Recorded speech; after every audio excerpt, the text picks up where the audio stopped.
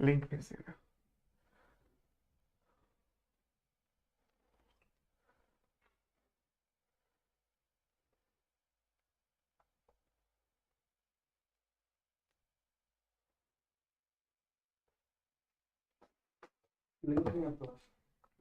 हाँ लिंक भेजना पड़ेगा। ये ऐसे पढ़ाना है आज, सेम है। ठीक है, 2 मिनट। हाँ, गुड मॉर्निंग स्टूडेंट्स। सुबह सुबह क्लास आपकी।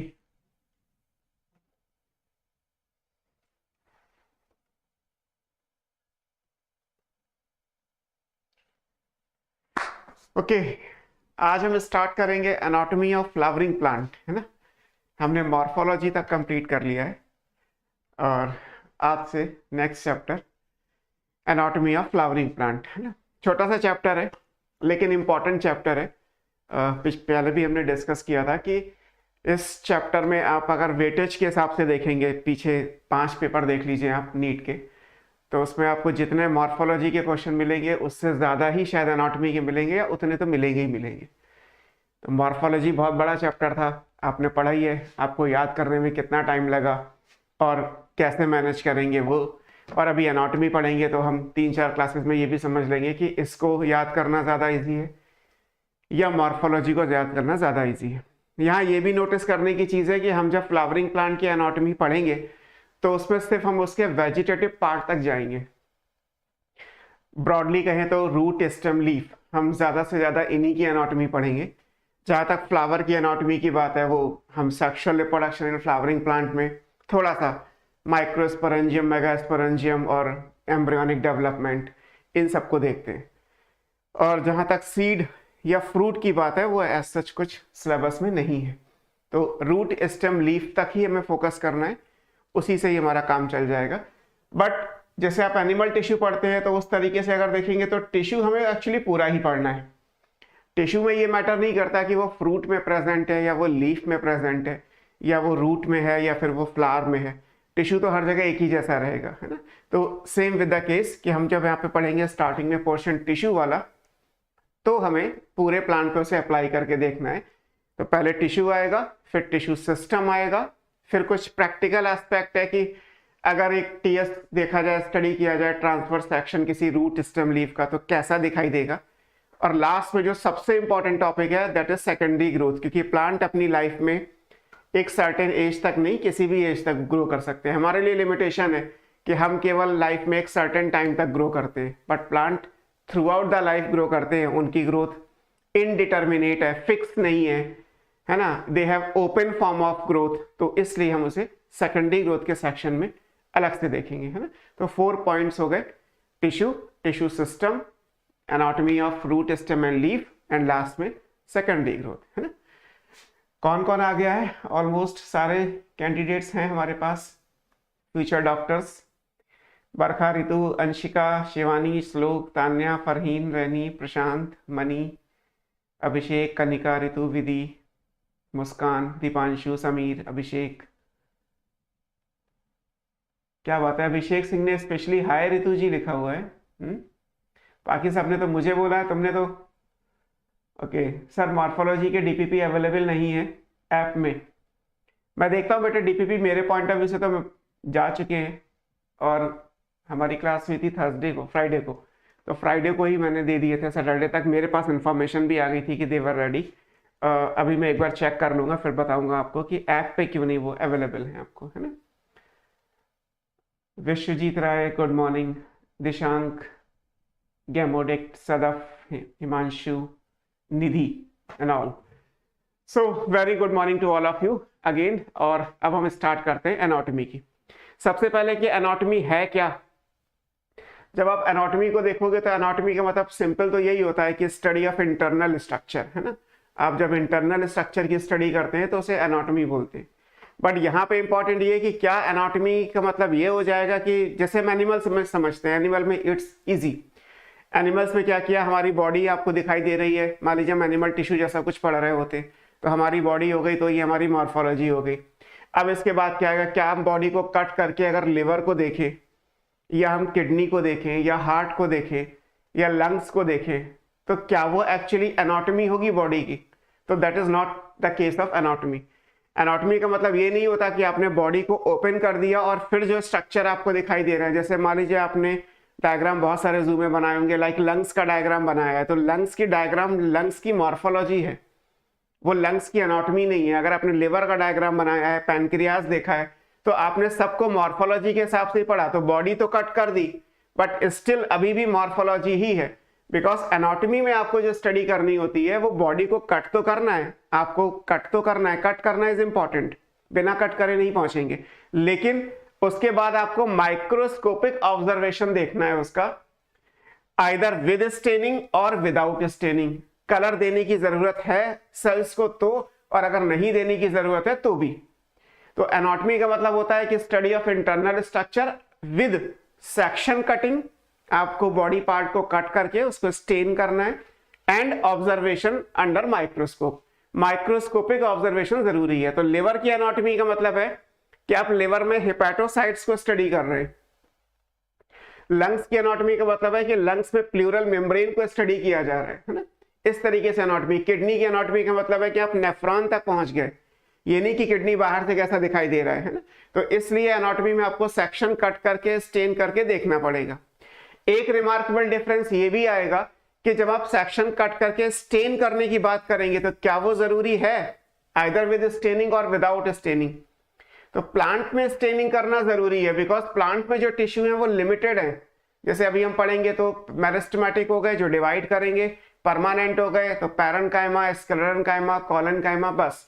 या ये जो फिगर आपको सामने दिखाई दे रहा है पेज पे, इसमें अगर आप देखोगे तो ऊपर वाली लेयर छोड़ दो, अलग कलर की है, उसके बाद से लेके और अंदर जहां पे सेंटर में सर्किल बना हुआ है, सब सेल्स एक ही जैसी है। तो अगर आप इनको स्टेन नहीं करोगे, अभी आने वाली कुछ क्लासेस में आप मुझसे खुद ही कहेंगे कि सर क्लियर नहीं है कि कहां तक एपिडर्मिस है, कहां से हाइपोडर्मिस है, कहां पे कॉर्टेक्स है, कहां पे एंडोडर्मिस और पेरीसाइकिल आते हैं, बिकॉज सब तो एक जैसा दिखाई दे रहा है। इस डायग्राम में आपको जो दिख रहा है यहाँ पे पेज पे, उसमें आपको ऊपर की लेयर तो फिर भी अलग है, लाइट पिंक कलर की है, बाकी सब लाइट ऑरेंज कलर की है।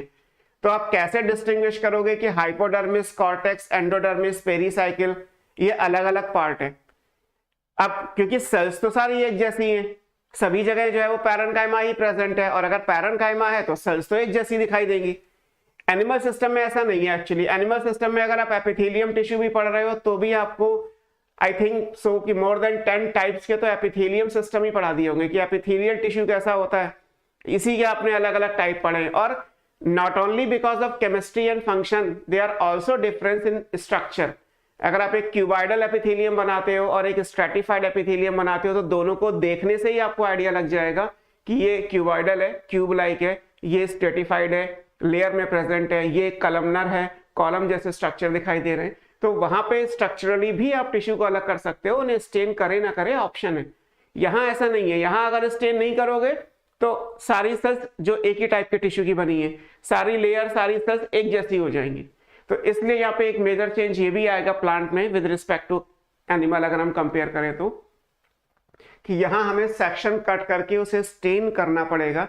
स्टेन करने का पर्पज ये होता है कि क्योंकि हर सेल की केमिस्ट्री अलग है, स्ट्रक्चर एक जैसा है, सर्किल बना हुआ है, लेकिन सबके अंदर मटेरियल्स अलग हैं, सबके अंदर केमिकल कंपाउंड अलग है, सबकी क्योंकि केमिस्ट्री अलग है, इसलिए जब हम उन्हें स्टेन करेंगे किसी केमिकल्स के साथ तो अलग अलग कलर आ जाएंगे। और जब अलग अलग कलर आ जाएंगे तो आप आसानी से लोकेट कर पाओगे कि यहाँ तक एपिडर्मिस है, यहाँ तक कॉर्टेक्स है, इसके बाद कोई और लेयर आ रही है ना। तो एनाटॉमी, अगर आप फ्लावरिंग प्लांट की बात करें, अब हम अपने सीधे पॉइंट पे आते हैं कि एनाटॉमी अगर आपने फ्लावर प्लांट की बात की है तो यहाँ पे आपको क्या क्या देखना है। पहली चीज तो ये कि आपको सेक्शन, आपको पहले कटिंग करनी है, तो आप सेक्शन कट करिए, सेक्शन कटिंग है, ठीक है। इंटरनल स्ट्रक्चर हम पढ़ रहे हैं बेसिकली प्लांट का। इंटरनल स्टडी कैसे करेंगे? Using section cutting, then staining जो यहां पे इंपॉर्टेंट है, एंड फिर उसके बाद आएगा इसका माइक्रोस्कोपिक ऑब्जर्वेशन। आपको माइक्रोस्कोप से इसे स्टडी करना है या ऑब्जर्व करना है। then this is called anatomy, especially in case of flowering plant, because flowering plant की एनाटॉमी पढ़ने के लिए, मतलब बेसिकली प्लांट की एनाटॉमी पढ़ने के लिए आपको स्टेन करना इंपॉर्टेंट होगा ना। ये स्टेनिंग बहुत इंपॉर्टेंट चीज़ है, हालांकि हमें करनी नहीं है, हमें कहीं ये नहीं लिखना है इस बुक में कि इस चैप्टर में कि कहाँ पे हम कौन सा स्टेन यूज़ करेंगे, बट जब तक स्टेन नहीं करेंगे तब तक आपको ये लेयर क्लियर नहीं दिखाई देंगी। दिखाई तो वैसे भी देंगी, बट क्लैरिटी आने के लिए, क्योंकि कलर दे दोगे तो आपको समझ में आएगा कि ये कलर यहाँ तक है, इसके बाद कोई कलर और है, मीन्स सेल की केमिस्ट्री चेंज हो रही है, सेल का फंक्शन चेंज हो रहा है, तो मे बी उनका नाम भी चेंज हो जाए। तो उन सब चीज़ों को समझने के लिए आप इसको समझ सकते हैं। जैसे मैं यहाँ पे आपको इसी डायग्राम में अगर सिंपल वे में समझाऊँ तो आप यहाँ देखिए, नोटिस करिए, ये वाली सेल्स अलग है जो यहाँ से यहाँ तक बनी हुई है, ये फिर यहाँ से यहाँ तक की जो आप सेल्स देखोगे तो अलग है। सेंटर में आपको जो सेल्स दिखाई देंगी, यहाँ पे मैं डार्क कर दे रहा हूँ, ये एक पूरी लेयर गोल सर्किल के जैसा बना हुआ है।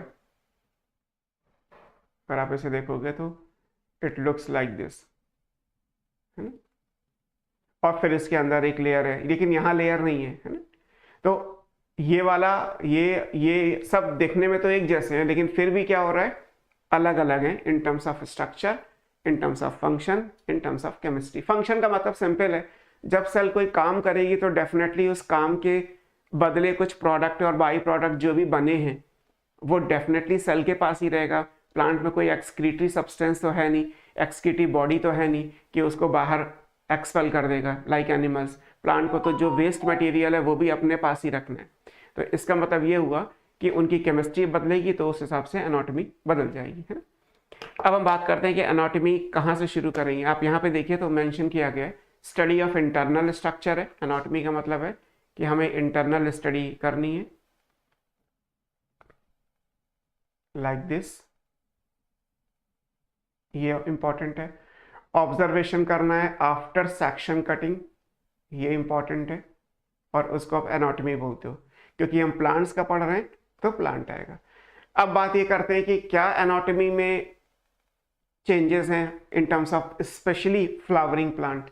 अगर आप मान लीजिए एल्गी, ब्रायो, टेरिडो, जिम्नो, एंजियो सबकी एनाटॉमी को देखते तो क्या कोई चेंजेस आएगा, तो उस चेंजेस के हिसाब से भी हमें देखने हैं कि हम एनाटॉमी कहाँ से माने। मान लीजिए हमने एक सेक्शन कट किया और एक सेल की स्टडी की, तो क्या वो एनाटॉमी में आएगा, उसके लिए थोड़ा सा इशू है। लाइक दिस कि अगर आप एक सेल के बारे में अगर कोई चीज़ पढ़ते हैं तो बेसिकली वो सेल बायोलॉजी कहलाती है, उसको हम सेल फिजियोलॉजी में काउंट कर लेते हैं, है ना। सेल स्ट्रक्चर, सेल फंक्शन, और उसके लिए अलग से एक चैप्टर दे रखा है cell the basic unit of life. तो सेल को छोड़ के आगे के जो लेवल है उस लेवल पे हम जाएंगे। अब सेल के आगे लेवल कौन से होते हैं, आपने एनिमल किंगडम जब पढ़ा होगा तो वहाँ पे आपको बॉडी ऑर्गेनाइजेशन पढ़ाए गए हैं। तो पहले cellular level of body organization आता है, after that tissue level of body organization आएगा, फिर टिश्यू से ऑर्गन बनता है और ऑर्गन से फिर ऑर्गन सिस्टम बनता है। तो एनिमल्स में आप क्या पढ़ते हैं, एक सेल है, हालांकि सेल से नीचे सब सेलुलर लेवल होता है, अभी छोड़ देते हैं। Cell basic unit of life हो गया, वो ऑलरेडी आप सेल में पढ़ रहे हैं। उसके बाद आपका चैप्टर एनिमल टिश्यू है, एनिमल सेल नहीं है या प्लांट सेल नहीं है, प्लांट टिश्यू अभी हम यहाँ पढ़ेंगे। तो हम सेल क्यों नहीं पढ़ रहे हैं, क्योंकि सेल को इटसेल्फ एक अलग ब्रांच में डाला गया, दैट इज सेल बायोलॉजी। और सेल बायोलॉजी आपको cell the basic unit of life करके जो चैप्टर है उसमें पढ़ना है। तो हम सेल से आगे जाएंगे तो टिश्यू आ जाएगा, बेसिकली हमें टिश्यू से ही स्टार्ट करना है। देन आफ्टर क्या होगा, टिश्यू के बाद आएगा ऑर्गन। तो जैसे एनिमल्स में ऑर्गन बनते हैं लाइक किडनी, लंग्स हो गया, या फिर हार्ट हो गया, या फिर और बॉडी पार्ट्स हो गए, तो प्लांट के भी ऑर्गन है। प्लांट के ऑर्गन क्या है, root, stem, leaf, flower, fruit, seed, axillary bud, ये सब डिफरेंट टाइप के प्लांट के बॉडी पार्ट्स हो गए। जैसे एनिमल के बॉडी पार्ट्स हैं वैसे प्लांट के बॉडी पार्ट्स हो गए। तो हम ऑर्गन सिस्टम ऑर्गन पढ़ लेंगे। फिर आएगा organ system. Organ system, organ से सिस्टम बनेगा, तो जैसे एनिमल्स में होता है लाइक डाइजेस्टिव सिस्टम अलग है, सर्कुलेटरी सिस्टम अलग है, रिप्रोडक्टिव सिस्टम अलग है, एक्सक्रीटरी सिस्टम अलग है, स्केलेटल अलग है। क्या प्लांट में ऐसे कोई सिस्टम एग्जिस्ट करते हैं? आप अगर प्लांट के चैप्टर आप थोड़ा बहुत तो आइडिया ले ही चुके होंगे पहले भी, तो क्या प्लांट में कोई सिस्टम एग्जिस्ट करता है कि प्लांट में हम चलो सिस्टम पढ़ते हैं जो ऑर्गन से बनता हो? क्या लीफ से कोई सिस्टम बनता है? नहीं। या रूट से कोई सिस्टम बना? रूट सिस्टम आपने पढ़ा भी है कि वो टैप रूट सिस्टम है, तो बेसिकली तो वो रूट है ना, उसमें कोई और चीज तो नहीं आ रही। लेकिन आप अगर एलिमेंट्री कैनाल या डाइजेस्टिव सिस्टम पढ़ते हैं तो उसमें एलिमेंट्री कैनाल भी आएगी और फिर एसेसरी ग्लैंड्स भी आएंगी, और कैनाल के भी अलग अलग पार्ट हैं जिनका स्ट्रक्चर अलग है, और ग्लैंड्स का तो अलग अलग है ही। जो स्टमक की सेल्स हैं वो आपको बेसिकली कॉलन सीकम रेप्टम में नहीं दिख रही है आपको, जो इसोफेगस में है वो आपको बकल कैविटी में नहीं आ रहा है, जो सलेवरी ग्लैंड में आ रहा है वो आपके पेप्टिक ग्लैंड से डिफर कर रहा है। तो इसका मतलब ये है कि यहाँ पे तो ये भी डिफरेंस आ गया कि एनिमल्स में तो ऑर्गन के बाद ऑर्गन सिस्टम है, बट प्लांट्स में ऐसा कोई सिस्टम नहीं है। प्लांट में कोई लीफ, रूट, स्टेम का सिस्टम एग्जिस्ट नहीं करता। तो डायरेक्टली आप टिश्यू के बाद जंप करके सीधे टिश्यू सिस्टम पे पहुंच जाओगे, बीच में ऑर्गन स्किप कर दोगे। क्योंकि अगर हम लीफ को देखेंगे भी तो लीफ में सेल सारी एक जैसी हैं, टिश्यू के जैसी। अगर वो कोई सिस्टम बना भी रही है तो इन टर्म्स ऑफ दैट कि वो सरफेस पे प्रेजेंट है, तो एपिडर्मल टिश्यू सिस्टम हो जाएगा, यहाँ कोई ऑर्गन सिस्टम नहीं आएगा। इसी तरीके से अगर सेंटर में प्रेजेंट है तो आप पढ़ेंगे तो ग्राउंड टिश्यू सिस्टम बन जाएगा, और अगर बीच में आ रहा है तो ग्राउंड टिश्यू बन जाएगा, सेंटर में आ रहा है तो आपका स्टीलर सिस्टम आ जाएगा, वैस्कुलर टिश्यू सिस्टम हम बोल देते हैं। तो यहाँ टिश्यू और टिश्यू के बाद सीधे टिश्यू का सिस्टम, जबकि एनिमल में क्या होता है, tissue, organ and then organ system आता है। तो बीच में एक लेवल और कम हो गया, तो हमारे लिए plant anatomy as compare to animal anatomy और सिंपल हो गई। तो यहाँ ये इंपॉर्टेंट है कि हम पहले टिश्यू पढ़ेंगे, टिश्यू ऑर्गेनाइज होकर ऑर्गन बनाएंगे, और ऑर्गन से सिस्टम बनना चाहिए, बट एक्चुअली यहाँ पे ऑर्गन का स्ट्रक्चर एक ही जैसा है, तो हम टिश्यू से ही टिश्यू सिस्टम पे चले जाएंगे। ये भी इंपॉर्टेंट है कि डाइकॉट और मोनोकॉट की एनाटॉमी अलग अलग होती है। ऑब्वियस है, दो अलग अलग ग्रुप हैं तो अलग अलग एनाटॉमी होगी, लाइक कॉर्डेट और नॉन कॉर्डेट की अलग है, रेप्टिलिया और मैमल्स की अलग अलग होगी। तो डिफरेंट ग्रुप्स की एनाटॉमी अलग अलग होती है। तो यहाँ पे ये भी देखना है कि एंजियोस्पर्म की भी अगर हम बात करें केवल फ्लावरिंग प्लांट की, तो डाइकॉट और मोनोकॉट दोनों की एनाटॉमी अलग अलग है, तो हमें वो भी देखना है। और एनाटॉमी में डिफरेंसेस क्यों आ रहे हैं, तो एक लाइन ये मेंशन है, हालांकि आप 12th में इनके बारे में पढ़ते ही हो, कि इंटरनल स्ट्रक्चर में जो चेंजेस आते हैं जिन्हें हम एडॉप्टेशंस कहते हैं, they are difference, showing difference in terms of different environment. Diversity क्योंकि एनवायरनमेंट में है तो उसके हिसाब से एनाटॉमी भी अलग अलग हो जाएगी। तो ये इंपॉर्टेंट है कि इंटरनल स्ट्रक्चर में अगर वेरिएबिलिटी आएगी तो इन टर्म्स ऑफ डिफरेंट एनवायरनमेंट आती है। क्लियर? तो ये एक लेआउट हो गया कि हमें इस चैप्टर को किस तरीके से स्टडी करना है। एक टिश्यू हो गया, टिश्यू का सिस्टम हो गया, फिर डायरेक्टली हम दूसरे पार्ट पे जाएंगे, बट स्टार्टिंग के दो पार्ट हमारे लिए यही है, टिश्यू एंड टिश्यू सिस्टम, है ना। हम सबसे पहले टिश्यू से स्टार्ट करते हैं कि what is a tissue is, है ना, टिश्यू होता क्या है। और फिर वो टिश्यू दो टाइप का है, मेरिस्टेमेटिक टिश्यू है या फिर ग्राउंड टिश्यू है। तो हम पहले टिश्यू से स्टार्ट करते हैं। लाइक हमारे पास है टिश्यू, ठीक। अब टिश्यू को डिफाइन कैसे करेंगे? टिश्यू की सिंपल डेफिनेशन तो यही है कि it's a group of cell having similar origin and performing a common function। आपको सेल्स का ग्रुप बनाना है, आपको सेल्स का ग्रुप बनाना है जिसमें सारी सेल्स का ओरिजिन एक होना चाहिए, दैट इज सिमिलर ओरिजिन, और उनके जो फंक्शंस हैं वो कॉमन होने चाहिए। कॉमन फंक्शन का मतलब है सारी सेल्स मिलके कोई एक काम करेंगी, या एक से ज्यादा भी है तो सारी सेल्स मिलके करेंगी, ये इंपॉर्टेंट है ना। So tissue is a group of cell with similar origin performing a common function. तो ये टिश्यू की बेसिक डेफिनेशन हो गई, है ना। अब टिश्यू को डिवाइड किया गया, तो टिश्यू को दो में सबसे पहले डिवाइड किया गया है, depending on the ability to divide, कि टिश्यू यानी सेल्स डिवाइड करेंगी या नहीं करेंगी। आप लिविंग वर्ड याद रखिए, तो लिविंग वर्ड में आपको पढ़ाया था कि जब ग्रोथ होती है तो दो तरीके से है, either by increase in number of the cell और by increase in size of the cell. Size increase होगा और नंबर इंक्रीज होगा। तो नंबर इंक्रीज करने का मतलब है cell has to divide, because अगर डिवाइड नहीं करेगी तो नंबर कैसे इंक्रीज करेंगे, and that is the living property, because cell division energetically expensive है, एनर्जी चाहिए, एटीपी खर्च होंगे, ATP energy currency of the cell है, और सेल अगर आएगा तो लाइफ यानी लिविंग हो ही जाएगा। कोई भी नॉन लिविंग चीज हैविंग सेलुलर ऑर्गेनाइजेशन एग्जिस्ट ही नहीं करती।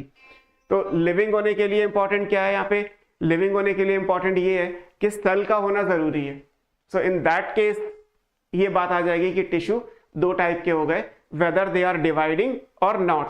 अगर वो डिवाइड कर रहे हैं तो उसके हिसाब से उन्हें बनते हैं मेरिस्टेमेटिक टिश्यू, और अगर वो डिवाइड नहीं कर रहे कुछ और काम कर रहे हैं other than division, then they are called permanent tissue. So tissue दो टाइप के हो गए, one is called meristematic tissue,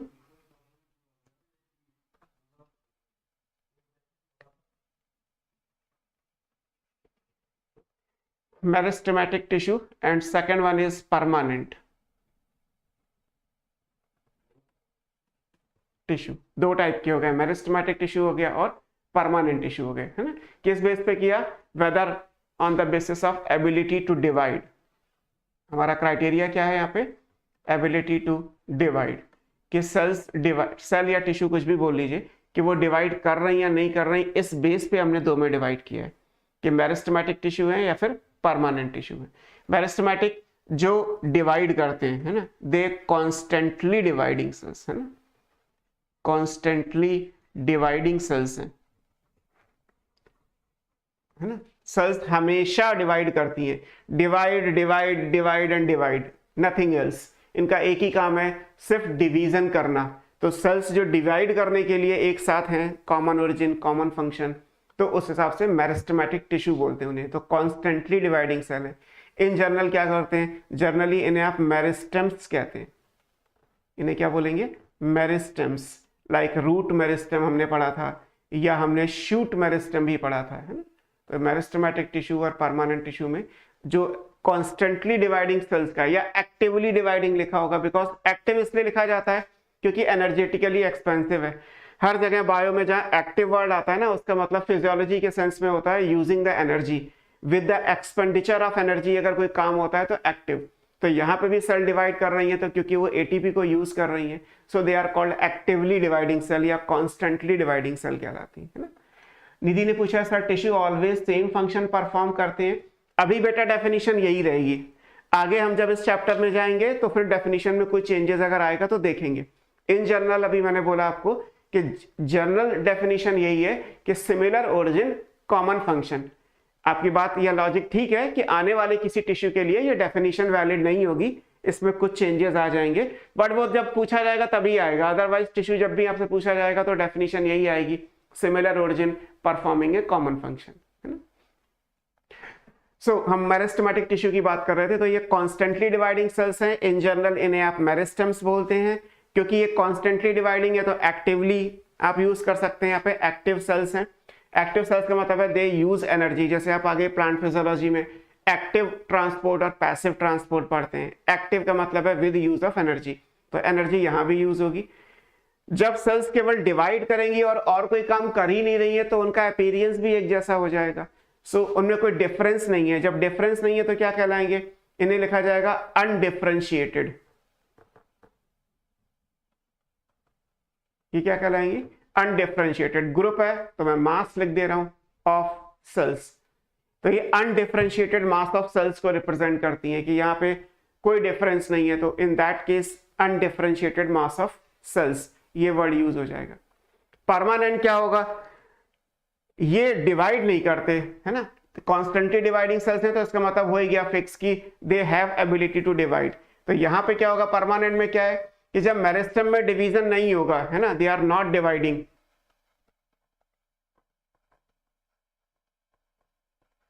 है ना, डिवाइड नहीं करेंगी तो कैसी हो जाएंगी, ये डिफरेंशिएटेड हो जाएंगी।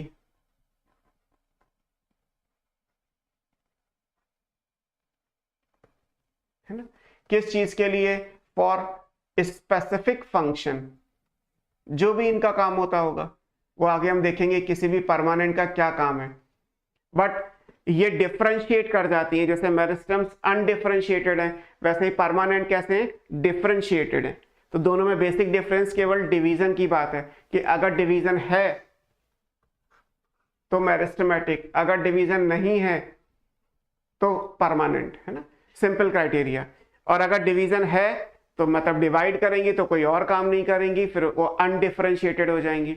अगर डिवीजन नहीं है तो डेफिनेटली फिर वो डिपेंडिंग ऑन द स्ट्रक्चर अलग अलग फंक्शन परफॉर्म करेंगी, तो वो डिफरेंशिएटेड हो जाएंगी। तो ये चीजें आएंगी।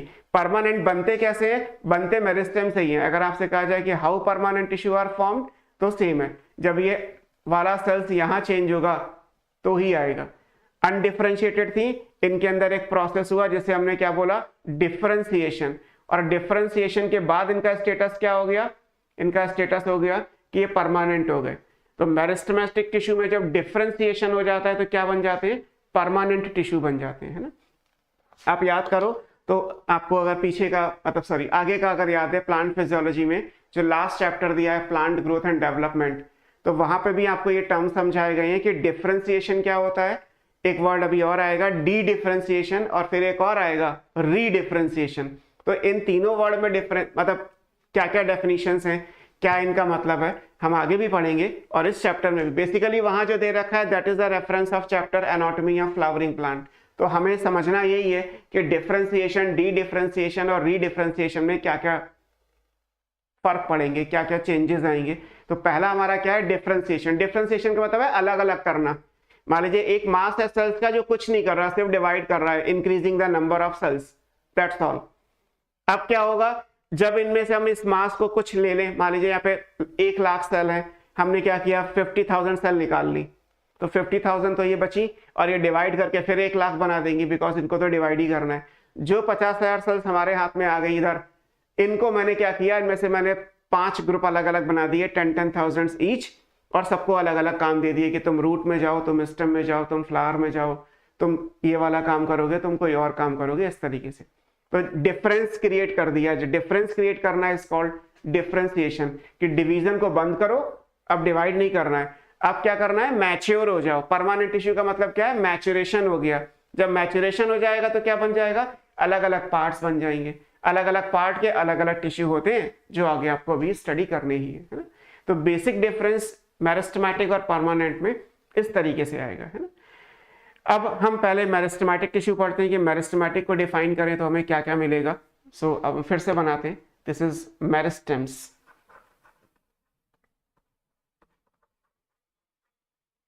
है ना, जो कॉन्स्टेंटली डिवाइडिंग है, एक्टिवली डिवाइडिंग है, अनडिफरेंशिएटेड है, इनमें कोई डिफरेंस नहीं है।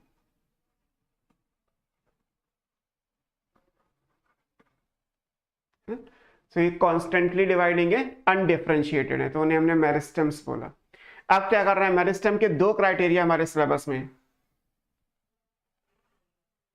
One is on the basis of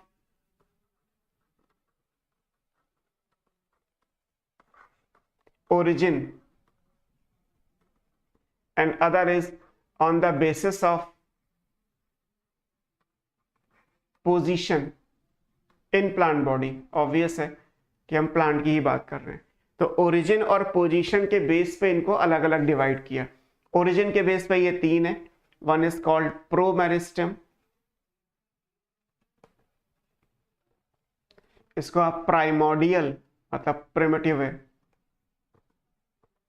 या एम्ब्रियोनिक मेरिस्टेम भी कहते हैं। दूसरा प्राइमरी मेरिस्टेम, और तीसरा सेकेंडरी मेरिस्टेम। ऐसे पोजीशन के बेस पे जाएंगे तो यहां पे एपिकल मेरिस्टेम आएगा, दूसरा इंटरकैलरी,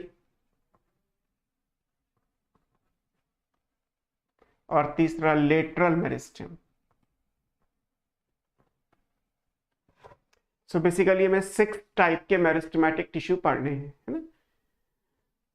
प्रोमेरिस्टेम यानी एम्ब्रियोनिक मेरिस्टेम, हम पहले ओरिजिन के हिसाब से कि प्लांट के अंदर मेरिस्टेम्स कहाँ कहाँ प्रेजेंट है, ओरिजिन के हिसाब से 3 टाइप के, और पोजीशन के हिसाब से 3, कहाँ कहाँ प्रेजेंट है तो इन terms of position.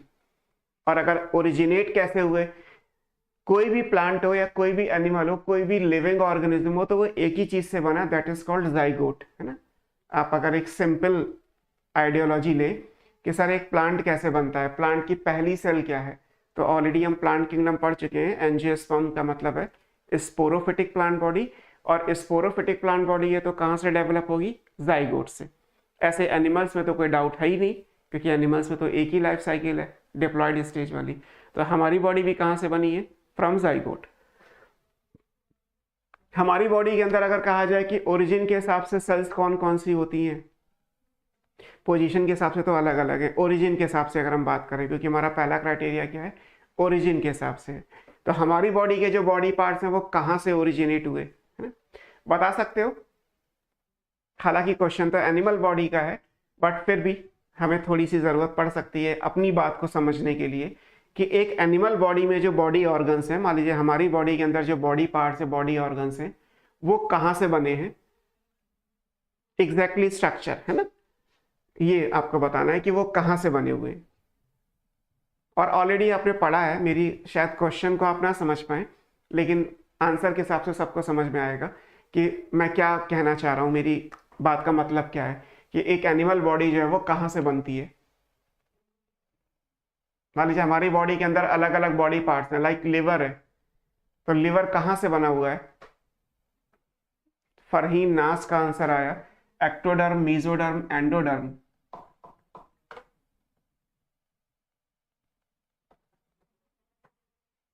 Embryonic layers, है ना, सदफ अंसारी, हर्षिता ने भी सेम लिखा हुआ है, और निधि चौधरी ने 3 सेल्स लिखा हुआ है। 3 सेल नहीं है बेटा, वो 3 लेयर है, और जर्मिनल लेयर आप उन्हें बोलते हैं। प्रशांत शर्मा ने लिखा है, सबका आंसर ठीक है, इन्हें एम्ब्रियोनिक लेयर कहते हैं। लाइक तो आपने जैसे पढ़ा कि लिवर है फॉर एग्जाम्पल, कि वो कोई भी बॉडी पार्ट है, लाइक वो एक्टोडर्म से बना, मीजोडर्म से बना, एंडोडर्म से बना। और ये तीनों लेयर कहाँ हैं? ये तीनों लेयर एक एम्ब्रियोनिक स्टेज में है, और उससे भी पहले अगर देखा जाए तो स्टेज क्या होगी? जाइगोट। ऐसे ही क्या हुआ, मान लीजिए प्लांट का भी डेवलपमेंट आप 12th में पढ़ोगे, sexual reproduction in flowering plant, तो वहां भी आपको एक जाइगोट दे दिया गया। जाइगोट से अलग अलग स्टेजेस भी हैं, अगर आपको याद हो तो जाइगोट से एक बॉल के जैसा ग्लोबुलर स्टेज बनेगा, फिर एक हार्ट शेप एम्ब्रियो बनेगा, और फिर horse shoe shape mature embryo बनेगा डाइकॉट का, क्योंकि डाइकॉट में हॉर्स शू शेप एम्ब्रियो बनता है। एम्ब्रियोनिक डेवलपमेंट की जो इमेजेस हैं वो भी एनसीईआरटी ने sexual reproduction in flowering plant chapter में दी हुई है। अब अगर हम ये कह रहे हैं कि उसी एम्ब्रियो से आफ्टर ए सर्टेन टाइम, जहां से हमने मॉर्फोलॉजी पढ़ा था कि जर्मिनेशन हुआ और हाइपोकोटाइल से रूट बन गया और एपिकोटाइल से शूट बन गया, तो इसका मतलब है अगर कोई ये कहे कि सर एक लीफ कहां से बनी है मुझे बताओ, तो क्या एम्ब्रियोनिक स्टेज में आप कोई लीफ का स्ट्रक्चर ढूंढ सकते हैं? Is it possible? या हम अपनी बात करें कि भाई लिवर अगर किसी पर्टिकुलर ऑर्गन से, किसी पर्टिकुलर लेयर से बना है, मैं आपसे कहूं कि मुझे एक एम्ब्रियो में आप लिवर दिखाओ, तो मिलेगा क्या? नहीं मिलेगा। एम्ब्रियो में किडनी दिखाओ, एम्ब्रियो में मुझे हार्ट दिखाओ, तो अभी तो ये बनने बाकी है, लेकिन ये सबको पता है कि जो भी स्ट्रक्चर आगे बनने वाले हैं वो डेफिनेटली इन्हीं जर्मिनल लेयर से बनेंगे, जिन्हें आप एम्ब्रियोनिक लेयर कहते हैं, एक्टो, मीजो, एंडोडर्म। ऐसे यहां भी है कि प्लांट के अंदर भी एक मेरिस्टम ऐसा भी होता होगा जो एम्ब्रियो के अंदर है, जिससे आगे जाके डिफरेंट पार्ट्स बनने वाले हैं, तो that structure is, that meristem is called promeristem या एम्ब्रियोनिक मेरिस्टम। जैसे हमारे लिए भी ये क्या कहलाती है? ये हमारी एम्ब्रियोनिक लेयर्स कहलाती हैं। These are meristematic, they divide, और डिवाइड करने के बाद जब डिफरेंशिएट करेंगे तब अलग अलग बॉडी ऑर्गन बन जाएंगे कि भाई ये वाला body part ectodermal in origin है, ये मीजोडर्मल इन ओरिजिन है, ये एंडोडर्मल इन ओरिजिन है। और ऐसा भी नहीं है कि एक ऑर्गन एक ही लेयर से बनेगा। आई अगर है तो आई में कोई पार्ट मीजोडर्मल है तो कोई एक्टोडर्मल भी है, इस तरीके से भी है। तो सेम यहाँ पे भी है कि एम्ब्रियोनिक लेयर, अगर हम एक एम्ब्रियो का डायग्राम बनाएं तो एम्ब्रियो के डायग्राम में भी आपको कहीं ना कहीं मेरिस्टम नजर आएगा। वो मेरिस्टम है जिससे आफ्टर स्प्राउटिंग जब सीड जर्मिनेट कर जाएगा, जब एक प्लांट बनेगा, तो प्लांट में जाके उससे बेसिक स्ट्रक्चर्स बनेंगे, जहां से आपने मॉर्फोलॉजी पढ़ा था, that is root and shoot. Stem नहीं, शूट बनेगा। रूट के कंट्रास्ट में क्या बनेगा? शूट बनेगा। तो एक एम्ब्रियोनिक मेरिस्टम हो जाएगा, फिर प्राइमरी और सेकेंडरी आएंगे, है ना। तो हमें 1 बाय 1 करके इन मेरिस्टम्स को पढ़ना है, 3 ओरिजिन के हिसाब से, 3 पोजीशन के हिसाब से। एम्ब्रियोनिक मेरिस्टम यहाँ एनसीईआरटी में नहीं है, 12th में आप ऑलरेडी पढ़ते ही हो, मैंने आपको वो कवर करके यही दिया हुआ है कि एम्ब्रियोनिक मेरिस्टम कैसा आएगा, ठीक है।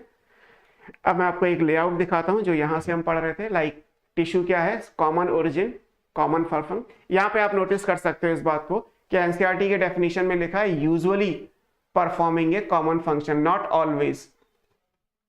सबका फंक्शन कॉमन हो ये हमेशा जरूरी नहीं है, है ना। तो इसमें क्या लूप होल है, इसमें क्या एक्सेप्शन है, वो हम इस चैप्टर में आगे देखेंगे, है ना। डिफरेंट टाइप के टिश्यू होते हैं, meristematic tissue and permanent tissue depending on the ability to divide, capability of dividing or not. Growth किसकी वजह से होती है? मेरिस्टम की वजह से होती है ना। मेरिस्टॉस वर्ड था, ये ग्रीक वर्ड है, जिसका मतलब है डिवाइडेड, जिसमें डिवीजन हो रहा है। तो जो ग्रोथ प्लांट में रेस्ट्रिक्टेड है वो कहाँ पे है, specially on the area of active cell division, उन्हीं से होती है ना। और फिर जब आप इनको डिवाइड करोगे तो क्राइटेरिया बहुत है, ओरिजिन भी है, पोजीशन भी है, फंक्शन भी है, प्लेन भी है। हमें केवल दो पढ़ने, ओरिजिन और पोजीशन। हम केवल दो तरीके से पढ़ेंगे, ओरिजिन के हिसाब से टिश्यू कैसे है और पोजीशन के हिसाब से टिश्यू कैसे है ना। जहां तक बात थी कि largely restricted to the area, तो आप ये समझ सकते हैं लाइक ये प्लांट है, तो ये प्लांट में नीचे रूट्स हो गई, ये ऊपर मान लीजिए कोई शूट बन गया है ना, यहाँ से ब्रांचेस भी आपने बना दी अलग अलग। तो आपको पता है कि मेरिस्टेम यहाँ होगा, ग्रोइंग पॉइंट है ना, ठीक है, ये वाला मेरिस्टेम होगा, ये जहाँ पे ये सब मेरिस्टेम्स हैं, क्योंकि आपको पता है कि इन्हीं की वजह से पॉइंट ग्रो करता है।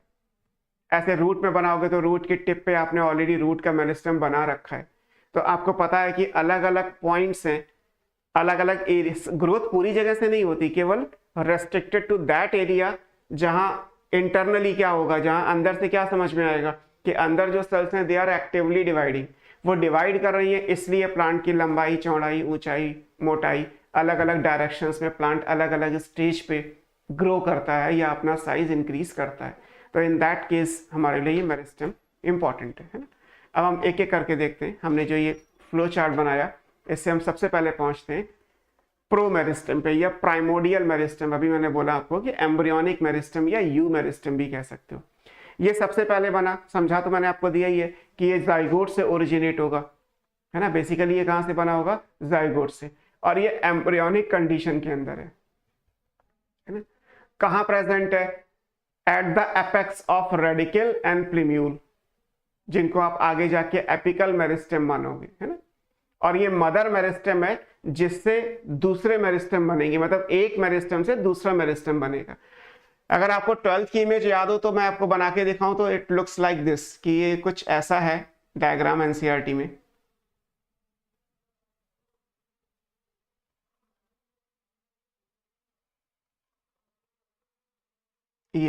ये हॉर्स शू शेप का प्रो एम्ब्रियो है, यहाँ पे सस्पेंसर होगा और ये अंदर जो एम्ब्रियो सैक वाली कैविटी है उसके अंदर लाई कर रहा है, लाइक दिस, है ना। अगर आप एनसीईआरटी की लेवलिंग करोगे तो एग्जैक्टली जो ये पॉइंट है, यहां पे आपकी बुक में लिखा है प्लीम्यूल, यहां कहीं पे आपने लिखा हुआ है कि ये रेडिकल है। आप पैरेलल टू दैट हाइपोकोटाइल और एपिकोटाइल लिख सकते हैं। एक्चुअली राइट टर्म तो यही है, लेकिन एनसीईआरटी ने 12th में भी इसको रेडिकल प्लीम्यूल ही लिखा हुआ है। आप हाइपोकोटाइल, एपिकोटाइल ये सारे वर्ड यूज कर सकते हैं, ठीक है। तो और ये दोनों क्या है, ये these are the two cotyledon. फिर आपने अभी 12th का डायग्राम, ये अभी जो बनाया था डायग्राम पीछे मॉर्फोलॉजी में, वो ऐसे बनाया था,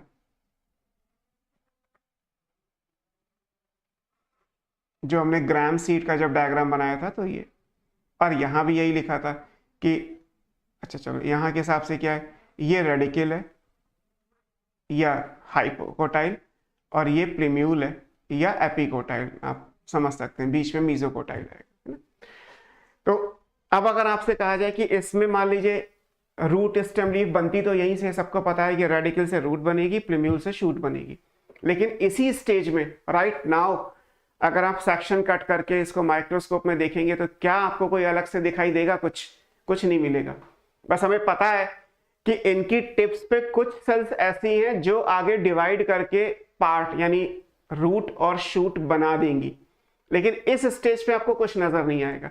तो ऐसा नहीं है कि हमने यहाँ पे पूरे एम्ब्रियो ये बना हुआ है लेफ्ट साइड वाला, कि इस पूरे एम्ब्रियो पे जहां मर्जी चाहे आप कह दें कि सर ये रेडिकल ये प्रीम्यूल, नहीं, ये भी पता है। इस पार्ट को सस्पेंसर कहते हैं 12th में। यहां पे जो प्रेजेंट होगा वो बेसिकली क्या है, दैट स्ट्रक्चर इज, जिससे आगे जाके रूट बनेगी या हाइपोकोटाइल या रेडिकल बनेगा। ऐसे ही अगर आप इसको देखोगे तो यहाँ पे जहां पे ये दो कॉटिलिडन मिल रहे हैं, ये शूट का हो गया, तो ये बीच का एक्सेस हो गया एक्चुअली, है ना। ये एक्सेस है कि ये प्लीम्यूल की टिप और ये रेडिकल की टिप। अब यहाँ पे आपने दाएं बाएं कोई मेरिस्टम है, दाएं बाएं कोई मेरिस्टमेटिक सेल्स नहीं है, दाएं बाएं तो सिर्फ एम्ब्रियोनी की सेल्स आ रही है। एम्ब्रियो की सेल्स ने वो डिवाइड नहीं करेंगे। ऐसा भी नहीं होता कि एम्ब्रियो पूरा डिवाइड करता ही रहेगा। आपने मान लीजिए हमारे या जू में अपने ह्यूमन रिप्रोडक्शन में ह्यूमन का एम्ब्रियो का थोड़ा बहुत भी आइडिया लिया होगा, तो क्या सारी सेल डिवाइड कर जाती हैं? सारी तो नहीं करती। आपको समझाया जाता होगा अगर कि सर ये पॉइंट है जहां से आगे जाके ये बॉडी पार्ट बनेगा, तो क्या उस पॉइंट की जगह हम उसको लेफ्ट राइट में भी मान लें तो चलेगा क्या? नहीं। देयर आर फ्यू, पूरे एम्ब्रियो में भी ऐसा नहीं होता कि सेल्स डिवाइड ही करती रहती हैं। एम्ब्रियो में भी केवल कुछ सेल ऐसी हैं जो आगे डिवाइड करके प्राइमरी स्ट्रक्चर्स बनाएंगी, और प्राइमरी स्ट्रक्चर्स में भी वो जाएंगे, मतलब प्राइमरी स्ट्रक्चर के अंदर भी वो मेरिस्टम जाएगा। जैसे यहां लिखा हुआ है कि ये कहां प्रेजेंट है, तो at the apex of radicle and plumule. अब आप ये कहें कि रेडिकल और प्रिम्यूल तो बनता है एम्ब्रियो में, ये इस स्टेज में जब स्प्राउटिंग होगी तब रेडिकल प्रिम्यूल आते हैं। तो यहाँ पे जब बन जाएगा तो भी यहाँ की टिप पे ही बनेगा। आपने रूट की टिप का डायग्राम बनाया था तो उसमें रूट मेरिस्टम लिखा था, ऐसे शूट की टिप का भी डायग्राम आपको बना के दिखाया था तो उसमें शूट का मेरिस्टम या zone of meristematic cells, area of cell division आपने लिखा था। तो आगे जाके ये क्या बनाएंगे, आगे जाके क्योंकि ये एपेक्स पे होंगे पोजीशन के हिसाब से, तो ये क्या बन जाएंगे, एपिकल मेरिस्टम बन जाएंगे। और ओरिजिन के हिसाब से क्या बन जाएंगे आगे जाके, ये प्राइमरी मेरिस्टम, क्योंकि अब प्लांट पहली बार ग्रो करेगा। तो फर्स्ट टाइम जब ग्रोथ होगी तो ग्रोथ किसकी वजह से हुई, प्राइमरी टिश्यू की वजह से हुई, तो प्राइमरी मेरिस्टम से यहाँ पे आ जाएगा। एम्ब्रियोनिक स्टेज में जो लेफ्ट साइड में डायग्राम बना है वो एम्ब्रियो है। एम्ब्रियोनिक स्टेज में वो क्या कहलाते हैं, प्रोमेरिस्टम, एम्ब्रियोनिक मेरिस्टम, प्राइमोडियल मेरिस्टम। जो आगे जाके मतलब जब सेल यानी एम्ब्रियो स्प्राउट में चेंज होगा, जब सीड जर्मिनेशन हो जाएगा, जब रेडिकल प्रिम्यूल कोटिलिडन से बाहर आ जाएंगे, देन जो मेरिस्टम बनेंगे those will be primary meristem. उनसे जो प्लांट की ग्रोथ होगी that will be primary growth of the plant. और यूजुअली कहां प्रेजेंट है, ये एपेक्स पे प्रेजेंट है, तो आगे जाके पोजीशन के हिसाब से क्या बन जाएंगे, एपिकल मेरिस्टम। थोड़ा सा आपको ये ध्यान में रखना होगा कि कहां पे ओरिजिन है और कहां पे पोजीशन है, बिकॉज क्राइटेरिया दो है लेकिन चीज तो एक ही है। जैसे मान लीजिए मैं पढ़ा रहा हूं तो पढ़ा तो आपको बॉटनी ही रहा हूं, लेकिन अलग अलग कैसे हो सकती है कि जी 11th का कुछ और है और पास आउट के बच्चों को कुछ और पढ़ा दिया गया, पास आउट को थोड़ा ज्यादा समझा दिया गया क्योंकि आगे वाले चैप्टर का भी रेफरेंस ले लोगे। 11th के बच्चों को सिर्फ उतना ही बताया जाएगा जितना इस चैप्टर में यहाँ दे रखा है, आगे का तो उसने देखा ही नहीं ना कि 12th में क्या दे रखा है। लेकिन आपको सारी बातें समझाई जा सकती हैं क्योंकि आप 12th की भी इमेज ले सकते हैं माइंड में, और 11th में जो चल रहा है वो तो है ही कि हम एनाटॉमी या फ्लावरिंग प्लांट ले रहे हैं। Same in the case of hair, tissue एक ही है। अगर मान लीजिए रूट के एपेक्स पे प्रेजेंट है तो दैट इज द पोजीशन, तो बन गया वो एपिकल मेरिस्टम। बट क्योंकि ये पहली बार प्रेजेंट है, अभी प्लांट की ग्रोथ होना इसी जगह से शुरू होगी, तो ओरिजिन के हिसाब से क्या हो जाएगा, प्राइमरी मेरिस्टम। तो ओरिजिन के हिसाब से प्राइमरी, तो पोजीशन के हिसाब से क्या हो गया, एपिकल। इस तरीके से दोनों बातें भी रिलेट करनी। एनसीईआरटी ने एक पैराग्राफ दे रखा है, उस पैराग्राफ में सब कुछ दे रखा है, कोई अलग अलग से तो सेपरेशन दे नहीं रखा कि इसको प्राइमरी इसको सेकेंडरी, ये प्रो है या फिर ये पोजीशन के हिसाब से अलग अलग है। तो आपको दोनों बातें समझनी है कि कहाँ पे ओरिजिन क्राइटेरिया है और कहाँ पे पोजीशन क्राइटेरिया है। इन द केस ऑफ एम्ब्रियो वहां तो कोई डाउट ही नहीं है, क्योंकि पोजीशन का जो क्राइटेरिया है वो आता है प्लांट बॉडी में, और प्लांट तो अभी बना ही नहीं है, तो एम्ब्रियोनिक मेरिस्टम तो एम्ब्रियो में है, तो उसकी तो कोई पोजीशन वेरिएबल है ही नहीं। There is a structure called embryo जिसमें कहीं ना कहीं मेरिस्टमेटिक सेल्स हैं जो आगे डिवाइड करके प्राइमरी मेरिस्टम बनाएंगी, तो that meristem is called simply embryonic meristem. जो लेफ्ट साइड में ये डायग्राम बनाया 12th की बुक से लिया गया है, उसमें आप उस एम्ब्रियोनिक मेरिस्टम को समझ सकते हो। अब मान लीजिए एक सीड है जिसे हमने जर्मिनेट कर दिया, और जहां से मॉर्फोलॉजी स्टार्ट किया था कि उसमें जब जर्मिनेशन हो जाएगा तो रेडिकल प्लिम्यूल सबसे पहले बाहर आते हैं, रेडिकल सॉइल की तरफ ग्रो करेगा, प्लिम्यूल अवे फ्रॉम द सॉइल या टुवर्ड्स लाइट ग्रो करेगा, और उनकी एपेक्स ग्रो करती हैं। ऐसा नहीं है कि अगर आप ये देखें कि ये सीड यहीं का ही रहेगा लाइक दिस, कि अगर ये सॉइल के अंदर है तो सॉइल में ये ऐसे का ऐसे ही रहेगा, इसमें कोई चेंज नहीं आ रहा। होगा क्या, ये वाला स्ट्रक्चर आगे ग्रो कर जाएगा और ये वाला स्ट्रक्चर नीचे ग्रो कर जाएगा। तो ये इंपॉर्टेंट है कि यहाँ पे मेन चीज क्या है, मेन ये कि जो भी ग्रो करेगा वो फिक्स है जगह, केवल टिप आगे जाएगी और यहाँ पे नीचे की तरफ ये ग्रो कर जाएगा। अब इसमें भी इंपॉर्टेंट है कि क्या मेरिस्टेमेटिक पोजीशन चेंज होती है, क्या एक रूट का मेरिस्टम अगर हम बनाते हैं तो उसमें केवल मेरिस्टेमेटिक पोजीशन जहां बनाई है वो चेंज करेंगे, वो नहीं चेंज करोगे आप। उसके पीछे के जो स्ट्रक्चर हैं आप वो चेंज करते हैं एक्चुअली, है ना। इसको आप कैसे समझोगे, इसको आप इस तरीके से समझ सकते हो कि लाइक हमने रूट का डायग्राम बनाया था, ये एक सिंपल बना लेते हैं। यहां पे हमने लिखा कि ये रूट का मेरिस्टेम है, ठीक है, बाकी चीजें नहीं बना रहा, आप अपने आप समझ लीजिए कि रूट कैप आएगा, पीछे इलोंगेशन जोन आएगा, सबसे पीछे मैचुरेशन। तो मैं यहाँ पे मान लेता हूं कि ये मैचुरेशन है यहाँ पे, ठीक है, ये रूट मैच्योर हो गई। चलिए लीजिए, बीच में इलोंगेशन भी आएगा और यहाँ पे इसको कवर अप करने के लिए एक रूट कैप भी होगी। ये लीजिए, ये रूट का इलोंगेशन जोन है, एक सिंपल डायग्राम बना दिया मैंने, है ना। तो अब अगर आप इसमें देखें कि इसमें मेरिस्टेमेटिक चीजें कहाँ पे हैं, तो ये मेरिस्टेम है, ठीक है, अलग कलर से कर दे रहा हूं। मान लीजिए आपसे कहा जाए कि ये मेरिस्टेम बन गया, क्या आफ्टर 10 ईयर्स या आफ्टर 1 ईयर अगर हम बात करें तो क्या होगा। 1 ईयर में होगा ये कि ये रूट यहां पहुंच गई, लाइक दिस, ग्रो कर गई रूट, है ना। तो क्या जो मेरिस्टेम यहां पे है वो यहां से यहां तक पूरा बन जाएगा, पूरा नहीं बनता एक्चुअली, है ना। क्या बनेगा, ये मेरिस्टेम फिर यहीं आ जाएगा टिप पे, यहां, बस, है ना, ये गलत है। मेरिस्टेम इतने का इतना ही रहेगा जितना यहां था, कोई चेंज नहीं आता है ना।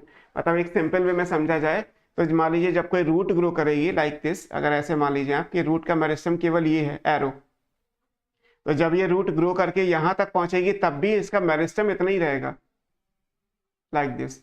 जब ये ग्रो करके यहां तक पहुंचेगी तब भी इसका मेरिस्टेम इतना ही रहेगा। तो अगर आप नोटिस करेंगे तो इंपॉर्टेंट चीज क्या है, नोटिस करने की चीज ये है कि मेरिस्टेम कभी साइज में इंक्रीज नहीं होता, उतने का उतना ही है।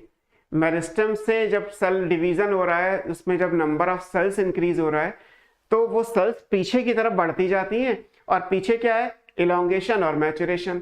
तो रूट में मैचुरेशन जोन इलोंगेट करता जाएगा, बढ़ता चला जाएगा, इलोंगेशन जोन भी रहेगा, मेरिस्टेम उतने का उतना ही रहेगा, क्योंकि मेरिस्टेम का काम है सेल का नंबर इंक्रीज करना। मान लीजिए अभी मैंने एग्जांपल दिया था आपको कि 1 लाख सेल्स हैं, डिवाइड करके 2 लाख हो गई माइटोसिस से। अब क्या 2 लाख हो जाएंगे तो क्या मेरिस्टेम का साइज दुगना हो जाएगा, दुगना नहीं होगा, 1 लाख यहीं रहेंगी और अगली 1 लाख क्या होंगी, वो पीछे चली जाएंगी मैचुरेशन जोन में। फिर क्या हुआ, इस 1 लाख से 2 लाख सेल बनी, फिर 1 लाख छूट गई और 1 लाख निकाल के पीछे भेज दी, जाओ मैचुरेशन जोन में। तो विद रिस्पेक्ट टू टाइम होगा क्या, प्लांट का मैचुरेशन जोन तो बड़ा होता चला जाएगा, उसकी तो ग्रोथ होगी लंबाई में भी चौड़ाई में भी, मेरिस्टेम वहीं का वहीं रहेगा, है ना। तो मेरिस्टेम एक्चुअली कहीं नहीं जाता, मेरिस्टेम साइज में उतना ही रहता है। जैसे एक क्वेश्चन कभी पूछा गया था इसी चैप्टर में, हम आगे भी डिस्कस करेंगे, कि एक ट्री है और किसी ने क्या किया कि ट्री को जमीन से 1 मीटर ऊपर एक कील लगा दी ट्री में, या प्लांट में आपने कोई निशान लगा दिया। 10 साल बाद आने के बाद उस कील की पोजीशन क्या होगी, अगर 1 मीटर 1 साल में ट्री ग्रो कर जाए, कोई भी पैरामीटर मान लीजिए कि 1 साल में ट्री की जो हाइट बढ़ती है वो 1 मीटर बढ़ जाती है, ठीक। हमने क्या किया, आज 2020 में जाके उस पेड़ पे हमने एक कील गाड़ दी, 2030 में आके अगर हम उसमें देखेंगे तो उस कील की पोजीशन क्या रहेगी, क्योंकि हर 1 साल में 1 मीटर बढ़ रहा है। तो जब 1 साल में 1 मीटर बढ़ रहा है तो इसका मतलब ये नहीं कि आप 10 मीटर ऊपर जाके कील पहुंच जाएगी, कील तो वहीं की वहीं रहेगी। जो बढ़ेगा that is only the maturation zone, mature tissue he add होते हैं, जो डिवाइडिंग सेल्स हैं वो वहीं की वहीं रहती हैं। तो कील तो कहीं नहीं जा रही, क्योंकि जहां पे आपने इंसर्ट किया है कील को वहीं की वहीं रहेगी। ये क्वेश्चन सेकेंडरी ग्रोथ का है, but in case of primary growth भी हम इस चीज को अप्लाई कर सकते हैं, क्योंकि मेरिस्टेम तो दोनों जगह आएगा, एक प्राइमरी मेरिस्टेम है तो एक सेकेंडरी मेरिस्टेम भी है। तो मेरिस्टेमेटिक टिश्यू कहीं नहीं जा रहे, वो जितने साइज को कवर करते हैं at the starting that remain will be same, last भी वो उतना ही साइज रहेगा। बस मेरिस्टेम ने किया क्या, मेरिस्टेम ने ये किया कि वो डिवाइड करते गए और डिवाइड करके परमानेंट टिश्यू में चेंज होते गए, जिसकी वजह से प्लांट की ग्रोथ होती गई, growth by increase in number of cell as well as growth by increase in size of the cell. Size बढ़ेगा, डिफरेंट टाइप के स्ट्रक्चर्स बनेंगे, डिफरेंट बॉडी पार्ट्स बनेंगे, लाइक दिस। तो मेरिस्टेमेटिक में कोई चेंज नहीं आता, जो चेंज आता है वो मैचुरेशन में आता है ना। सरफराज ने भी लिखा है सर इसीलिए थोड़ी कोनिकल शेप की होती है। यस, है ना, this is the right answer कि अगर हम मेरिस्टेमेटिक को बनाते हैं तो कोनिकली क्यों बनाते हैं। सरफराज ने सही इस चीज को नोटिस किया कि जब भी हम डायग्राम बनाते हैं, मैंने भी बनाया तो ऐसे ही क्यों बनाया, हम इसको ऐसे भी बना सकते थे, बट मेरिस्टेम ऐसा नहीं होता। क्यों नहीं होता ऐसा, उसका रीजन है।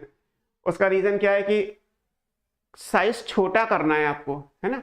जब आप साइज को छोटा करोगे तो वो वाली बातें क्लियर हो जाएंगी, लाइक दिस कि अगर हम बनाएंगे तो ये टैपरिंग एंड बोलते हैं। टैपर करने का मतलब है ये विद रिस्पेक्ट टू एज ऐसे होता जाएगा पतला सा। मतलब यहाँ पे अगर एक सेल है तो उससे ये 2 बन गई, 2 से 4 बन गई, 4 से 8 बन गई, 8 से 16 बन गई, 16 से 32 बन गई। तो क्या होगा कि सेल का साइज सेल की ग्रोथ तो हो ही नहीं रही, तो ये छोटी होती चली जा रही है ना। तो इस पॉइंट ऑफ व्यू पे ये इंपॉर्टेंट है to penetrate in the soil. No, that is not the reason कि पेनिट्रेशन करना है इसलिए कोनिकल बनाना है, बिकॉज पेनिट्रेट करने के लिए तो स्ट्रेंथ चाहिए। मेरिस्टेमेटिक में स्ट्रेंथ नहीं है, they are very immature cells क्योंकि कॉन्स्टेंटली डिवाइड कर रही है, राइट। पेनिट्रेशन का कोई मतलब नहीं है इस बात से, मतलब इस बात से है कि साइज छोटा होता जा रहा है। जैसे आप आगे पढ़ते हो ना उसमें सेल डिवीजन में, सेल डिवीजन में आपको क्या पढ़ाया जाता है, मैं यहाँ बना देता हूँ, जगह है यहाँ पे, कि आपने एक सेल लिया, उस एक सेल से आपने 2 सेल बना दी। इनको ग्रो करने का टाइम तो दिया नहीं ना आपने, ग्रो करने का टाइम दोगे तो ये सेल इसी साइज में जाएगी। फिर आपने फिर 2 बना दी, फिर आपने इसकी भी 2 बना दी, 8 हो गई। फिर आपने इसको भी 2 में चेंज कर दिया।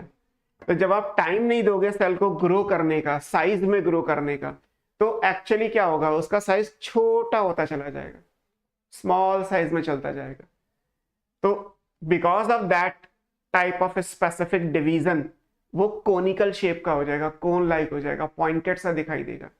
बिकॉज होना तो ये है कि मैथमेटिकली अगर हम कहें तो 0 तो कभी नहीं होगा ना। एक सेल अगर डिवाइड करके 2 सेल बना रही है तो केवल साइज छोटा होगा, कुछ और होगा क्या, कुछ और नहीं होगा, सिर्फ साइज। हो सकता है नेग्लिजिबल हो जाए, but that can't be 0, that never be 0, because as per mathematics अगर एक सेल डिवाइड करके 2 बना रही है तो 2 सेल के अंदर देर इज समथिंग मास, भले वो डीएम क्यों ना हो, भले आप डिफरेंशियल वैल्यूज में क्यों ना ले जाएं, but size is always there. Because cell divide कर रही है तो कुछ तो बना ही होगा, कुछ बना होगा, तो दैट इज ऑलवेज देयर। हो सकता है वो नेग्लिजिबल साइज हो जाए, तो बिकॉज ऑफ दैट कि ऊपर वाली सेल तो बड़ी थी तो बड़ा बनाया, फिर 2 छोटी हो गई और छोटा, और छोटी हो गई और छोटा, और छोटी हो गई और छोटा, क्योंकि हम ग्रो करने का टाइम नहीं दे रहे। हमने डेफिनेशन में क्या लिखा है, divide divide divide divide and redivide, उनका तो काम ही है डिवीजन करते चले जाना। तो इन दैट केस वो पॉइंटेड शेप का आता है ना। तो रीजन आपका गलत हो सकता है कि यहाँ पे पेनिट्रेशन का कोई इश्यू नहीं है, यहाँ जो मेन इश्यू है that is the type of division, जो ऑलरेडी आप प्लांट ग्रोथ एंड डेवलपमेंट में भी पढ़ोगे, है ना। सर ये स्ट्रक्चर भी कोनिकल शेप ले रहा है, हाँ स्ट्रक्चर तो कोनिकल ही आएगा, लेकिन कोनिकल में कोन बनाने का पर्पस ये नहीं कि रूट में पेनिट्रेट करना है। स्ट्रक्चर इसलिए आ रहा है क्योंकि इस सेल का मास कम होता जा रहा है, और मास अगर कम हो रहा है तो इसका मतलब ये नहीं कि कभी 0 भी हो जाएगा, 0 कभी नहीं होगा, कुछ ना कुछ कुछ ना कुछ कुछ ना कुछ हमेशा रहेगा, इसलिए वो बात आ रही है। सेकंड टाइप पे चलते हैं, that second is called primary meristem. Primary meristem का मतलब क्या है, जो प्रोमेरिस्टेम से बनेगा वो प्राइमरी है ना। प्राइमरी कहां से बना, दिस डेवलप फ्रॉम प्रोमेरिस्टेम। ये किससे बना है, प्रोमेरिस्टेम। इससे पहले हमारे पास क्या था, प्रोमेरिस्टेम था। तो प्रोमेरिस्टेम जो एम्ब्रियोनिक स्टेज में था, जब सीड जर्मिनेट करेगा, है ना, जब सीड में जर्मिनेशन होगा तो सीड जर्मिनेशन के बाद यहां से जो मेरिस्टेम बन जाएगा वो क्या होगा, प्रोमेरिस्टेम कहलाएगा। तो प्रोमेरिस्टेम बन के तैयार हो गया। अब प्राइमरी मेरिस्टेम बन के तैयार हो गया। अब इसे हम प्राइमरी क्यों बोल रहे हैं, बिकॉज ये प्लांट की लाइफ साइकिल में अर्ली स्टेज में आया, पहले आया तो इसके लिए हमने इसे प्राइमरी नाम दे दिया है ना। कॉन्ट्रीब्यूशन इसका क्या है, ये कॉन्ट्रीब्यूट करेगा formation of the primary plant body. Primary plant body क्या होती है, जो मेन रूट स्टेम लीफ जो अपने मॉर्फोलॉजी में स्ट्रक्चर्स पढ़े हैं, those are primary plant structures, जिनसे पहली बार जो भी ग्रोथ हो रही है तो प्राइमरी ग्रोथ हमने नाम दिया। तो रिस्पॉन्सिबल फॉर क्या हो गया, these are responsible for primary growth of the plant. तो प्लांट की प्राइमरी ग्रोथ के लिए रिस्पॉन्सिबल होंगे, इनसे प्लांट जो बनेगा वो primary growth of the plant कहलाएगा। और ये किससे बने हैं, ये प्रोमेरिस्टम से, मतलब एक सीड है उसके अंदर एक एम्ब्रियो है, तो एम्ब्रियो में जो मेरिस्टम है दैट इज एम्ब्रियोनिक मेरिस्टम। एक तो वो बात हो गई। दूसरी चीज क्या, निधि ने लिखा है सर मेरिस्टम कभी खत्म नहीं होगा ना। हाँ, प्लांट्स में कभी नहीं खत्म होगा, एनिमल्स में खत्म हो जाता है ना, ये इशू है। अभी हम अगर प्लांट की बात करें तो प्लांट में मेरिस्टम कभी नहीं खत्म होगा। सरफराज ने कहा नियर टू नेग्लिजिबल हो जाएगा बस। हाँ, ये भी ठीक है कि आप मास के हिसाब से कहें तो नेग्लिजिबल मास का है, बट दैट ऑलवेज एग्जिस्ट, है ना, तो ये आएगा, ठीक है। सो प्राइमरी मेरिस्टम क्या हो गया, जो डिवाइड करके प्लांट में प्राइमरी ग्रोथ करेगा। प्राइमरी ग्रोथ का मतलब है रूट बन गया, स्टेम बन गया, लीफ बन गया, लाइक दिस, तो इसलिए हमने इसको प्राइमरी दिया। प्राइमरी को अगर हम देखें पोजीशन के हिसाब से कि है तो प्राइमरी, बट प्राइमरी हमें पोजीशन के हिसाब से कहाँ मिलेगा, लाइक ये प्लांट बॉडी है, सॉइल का लेवल है, ये ऊपर ग्रो कर रही है प्लांट बॉडी और ये नीचे ग्रो कर रही है, तो प्राइमरी हमें कहाँ कहाँ मिलता है। प्राइमरी हमें मिलेगा एक तो यहाँ, है ना, ये वाला स्ट्रक्चर है, ये क्या है, ये हमारा शूट का एपेक्स है,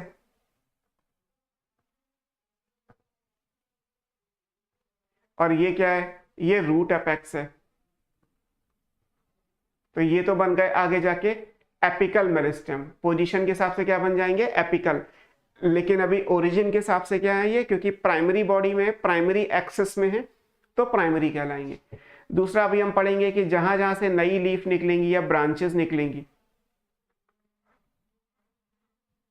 तो यहाँ पे जो एरिया है इन्हें नोड कहते हैं, आपने स्टेम में पढ़ा था, नोड इंटर नोड, है ना।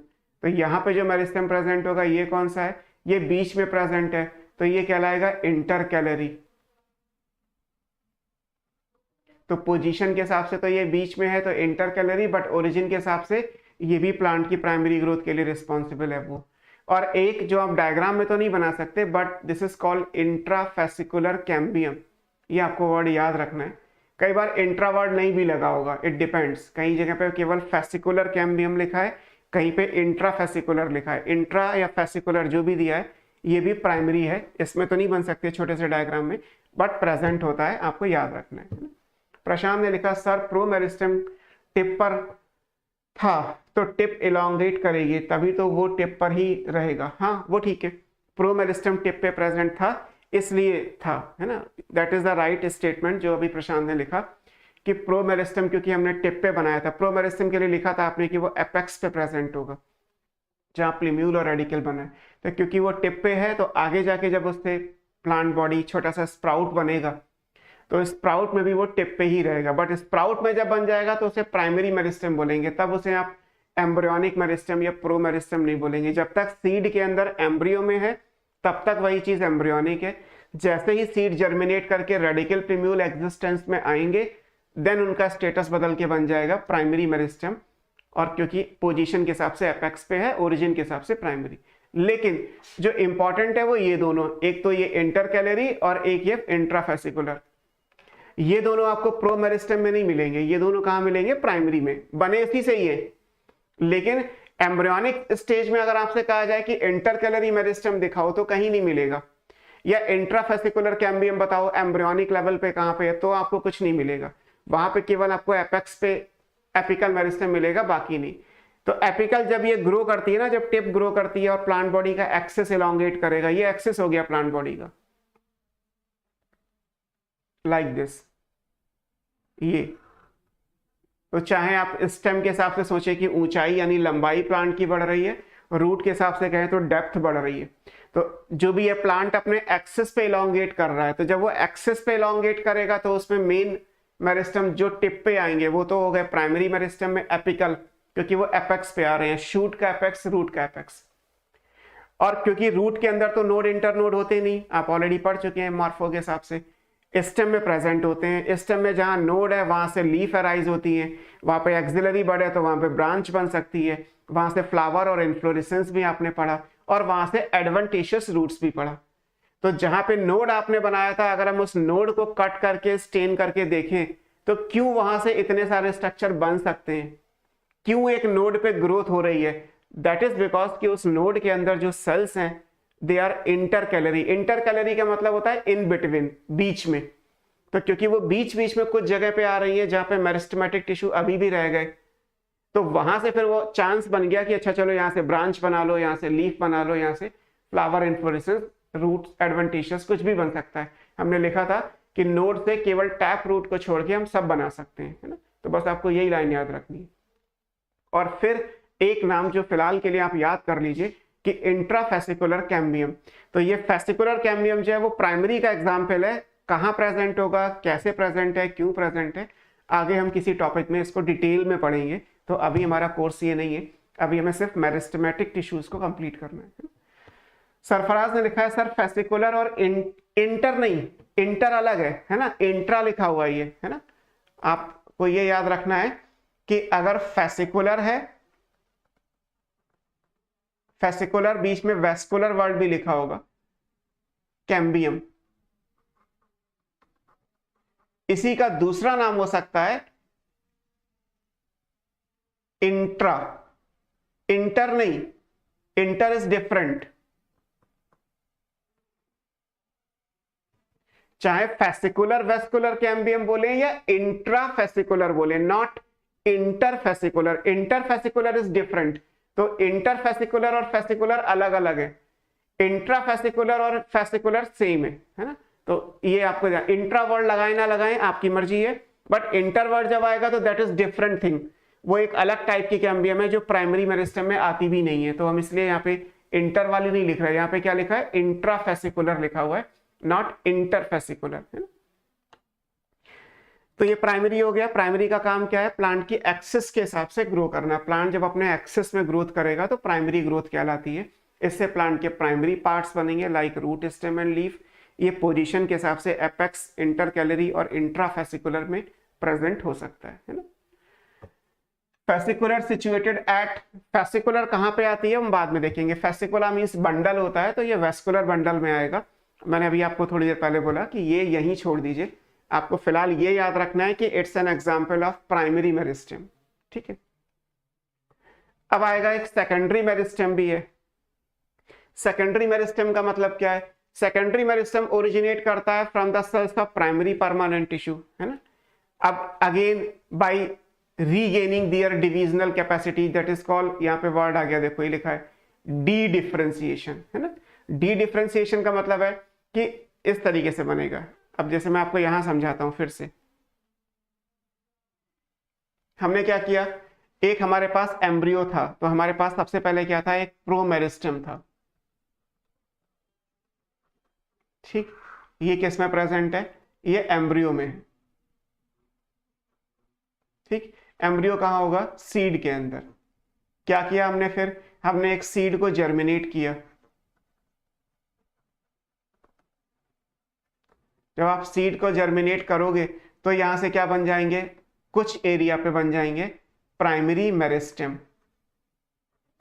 क्योंकि ये आ गए, है ना। यहां से प्लांट स्टार्ट हुआ, यहां तक तो बेसिकली क्या था, ये तो सीड था। तो प्लांट का एग्जिस्टेंस कहां से आया, यहां से रेडिकल प्रिम्यूली स्प्राउटिंग हो गई, है ना। एक सीड जर्मिनेट करके स्प्राउट में चेंज हो गया, एक छोटा सा सीडलिंग बन जाएगा, स्मॉल साइज का प्लांट, सीडलिंग या सैपलिंग बोल दिया जाता है। अब हमने क्या किया, इस मेरिस्टेम में हमने अभी क्या लिखा, यहाँ पे एक स्टेप आएगा। वो स्टेप हमारा क्या था कि यहाँ पे हमने फिनोमिना लिखा, दैट इज कॉल्ड डिफरेंशिएशन। हम इसमें डिफरेंस क्रिएट कर देते हैं। तो जब आप डिफरेंशिएट करेंगे तो क्या बन जाएंगे, यहां से बन जाएंगे फिर परमानेंट टिश्यू। अभी हमने डेफिनेशन में यही लिखा, यहां से क्या बन गए, परमानेंट टिश्यू। क्योंकि ये प्राइमरी मेरिस्टेम है तो इनको हम क्या बोल सकते हैं, primary permanent tissue. Like plant के अंदर रूट बन गई, लीफ बन गई है, स्टेम बन गया है, एटसेट्रा। इससे जो ग्रोथ होती है वो ग्रोथ क्या कहलाती है, primary growth of the plant. तो प्लांट की प्राइमरी ग्रोथ के लिए रिस्पॉन्सिबल जो मेरिस्टेम है वो कौन सा हो गया, प्राइमरी मेरिस्टेम। इससे जो ग्रोथ हुई वो प्राइमरी ग्रोथ, इससे जो टिश्यू बने वो क्या कहलाएंगे, प्राइमरी परमानेंट टिश्यू कहलाएंगे। अब क्या होगा, अब दोबारा से कुछ टाइम के बाद ऐसा होगा कि ये जो प्राइमरी परमानेंट टिश्यू है ये वापस एक मेरिस्टेम में चेंज होंगे। जब वापस ये अपनी डिवीजन की कैपेबिलिटी को लाएंगे तो अगर ये डिफरेंशिएशन था, यहां से दोबारा से मेरिस्टेम बनेगा अगेन, बट क्योंकि ये मेरिस्टेम दोबारा बन रहा है, लाइफ में दूसरी बार बन रहा है, तो ये क्या कहलाएगा? सेकेंडरी मेरिस्टेम, है ना। अब दोबारा से बन रहा है तो दोबारा से मेरिस्टेमेटिक टिश्यू चाहिए ना, तो अगर ये डिफरेंशिएशन था तो ये क्या बन जाएगा? This is called D differentiation. इसको हम क्या लिख रहे हैं? डी डिफरेंशिएशन लिख रहे हैं कि ये दोबारा से डी डिफरेंशिएट कर गया। दोबारा से हम नहीं कर सकते। अगर आप ये कहें कि सर लिवर से वापस हम जर्मिनल लेयर पे जाएं, जा पाएंगे? नहीं जा सकते, एनिमल में नहीं हो सकता। तो कभी भी अपने से कंपेयर मत करिएगा, मतलब एनिमल्स के अंदर ये बात ही खत्म हो जाती है, क्योंकि एनिमल्स में केवल एक ही ग्रोथ होती है, वही प्राइमरी है, वही ग्रोथ है। There is nothing like secondary growth. Plant में सेकेंडरी ग्रोथ का ऑप्शन है। सेकेंडरी ग्रोथ हो रही है तो सेकेंडरी ग्रो करने का मतलब है दोबारा भी मेरिस्टेम चाहिए ना। दोबारा मेरिस्टेम कहां से आएगा?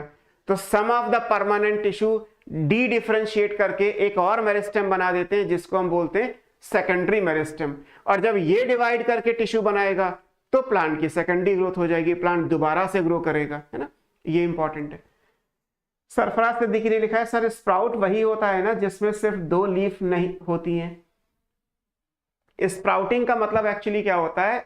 आउटकम, मतलब बाहर आना, रेडिकल और प्रीम्यूल का। बस 2 लीफ बने ना बने डजंट मैटर। जैसे आपने चने को पानी में भिगोया, हम बहुत सारे स्टूडेंट्स हैं, अच्छी चीज है अगर आप अपनी माइंड के हिसाब से भी कहें कि स्प्राउटिंग खाना is a good habit. Sprouts खाने चाहिए बिकॉज उनमें बहुत सारे मिनरल्स और एंजाइम्स हैं जो हमारी बॉडी में इंपॉर्टेंट है। खैर ये तो एक अलग चीज हो गई। तो जब आप चने को पानी में भिगोगे तो क्या होगा? हल्का सा चना फट जाएगा, छोटा सा एक रेडिकल और प्रीम्यूल बाहर आ जाएगा, तो that is also sprout. Sprouting हो गई, उसमें कोई लीफ नहीं बनी है। फिर वो थोड़ा ग्रो करेगा, थोड़ा और बड़ा हो जाएगा। इवन आप स्प्राउटिंग होते होते रूट के अंदर उसकी साइड वाली ब्रांचेस को भी देख सकते हो, इतनी भी स्प्राउटिंग हो जाती है। लीफ बनेगी क्योंकि डेवलपिंग स्टेज है, तो ग्रो करने के बाद लीफ भी आएगी, बट जब लीफ आ जाएगी तो फिर वो सीडलिंग कहलाता है। Actually sprouting is a phenomena that is emergence of radicle and plumule from the seed. Seed से जब रेडिकल और प्रीम्यूल बाहर आ जाएंगे तो that particular physiological process is called sprouting. उसमें जो प्लांट का स्टेटस होगा that status is called seedling, है ना। जैसे बेबी की बर्थ हुई तो बर्थ तो बेबी की हुई, but that birth is not baby. Birth को क्या बोलते हैं? Parturition. Parturition is the physiology, and जो स्ट्रक्चर बाहर आया that is the small size baby. तो ऐसे यहां पे भी है कि जो बना that is called seedling. Phenomena जिसकी वजह से वो बना, that phenomena, that physiological process is called sprouting.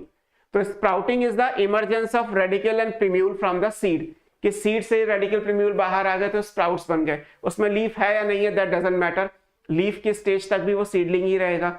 अब 2 लीफ हो या 4 लीफ हो वो भी मैटर नहीं करता, जब तक वो छोटा सा है तब तक वो सीडलिंग ही कहलाएगा।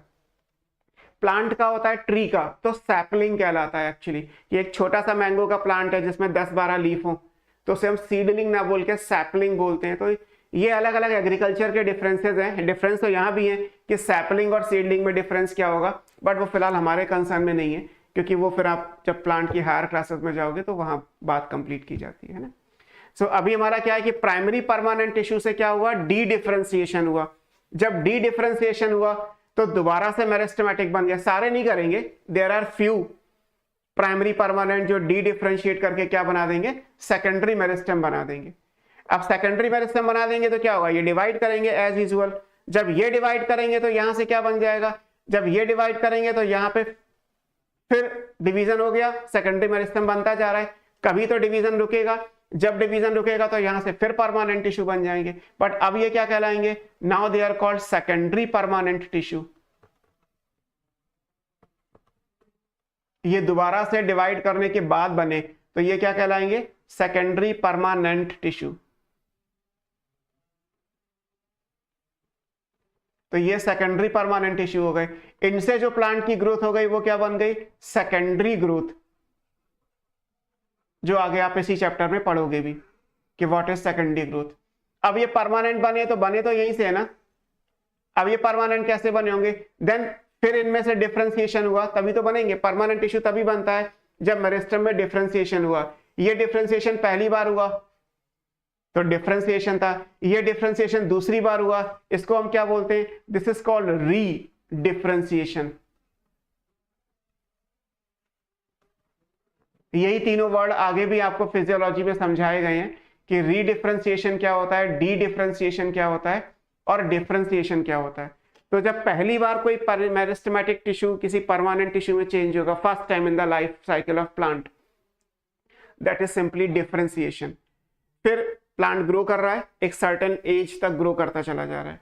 एक टाइम आएगा जब कुछ प्राइमरी परमानेंट टिश्यू में से दोबारा से डिवीजन की कैपेसिटी आएगी, मतलब they regain their ability to divide. जब वो दोबारा से डिवाइड करने की कैपेसिटी को रीगेन करेंगे, देन द फिनोमिना या process is called D differentiation. अब क्योंकि दोबारा से मेरिस्टेम बन गया तो पहले वाला हो गया प्राइमरी और इसको नाम दे दिया सेकेंडरी। अगर ये नहीं हो रहा तो आप मेरिस्टेम में प्राइमरी सेकेंडरी मत लिखो, क्योंकि जब एक ही मेरिस्टेम है तो प्राइमरी क्यों बोलना?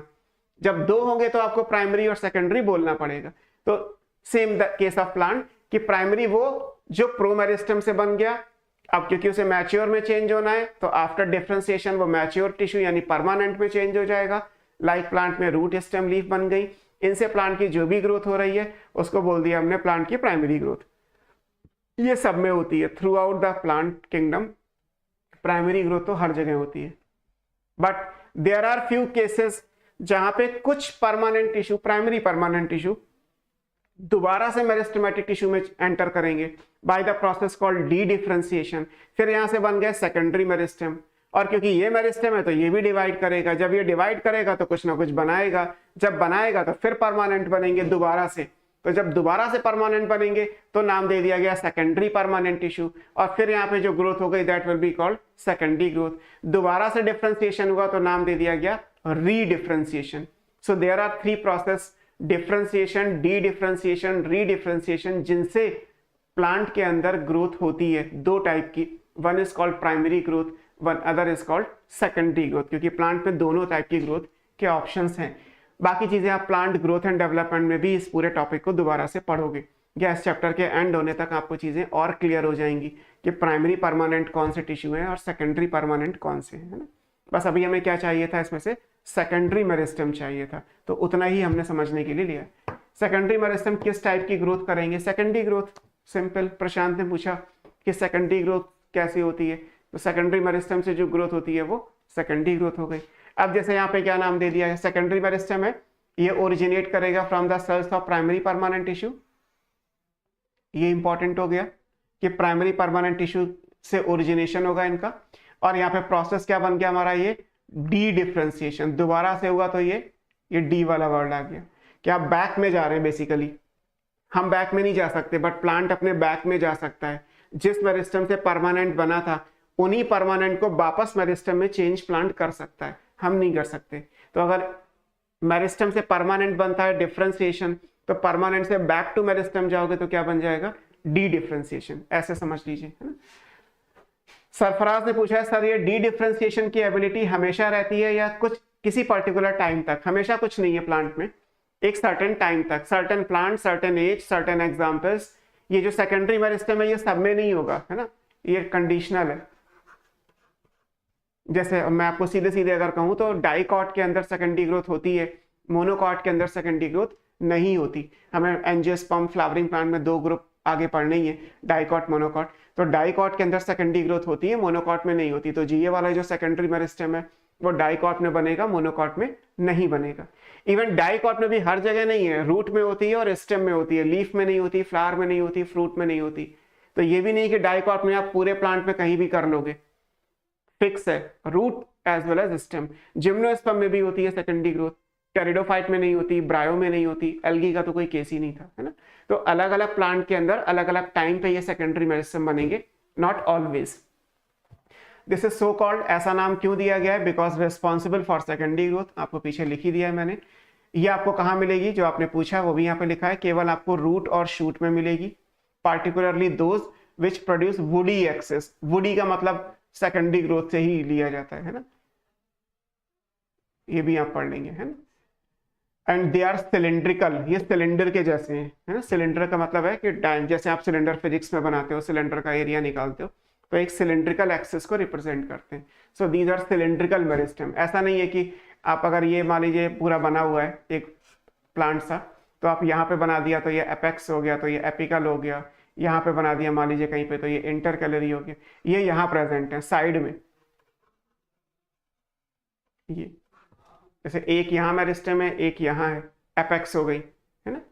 ये कहाँ प्रेजेंट है, ये यहाँ प्रेजेंट है। तो ये सिलेंडर के जैसा है।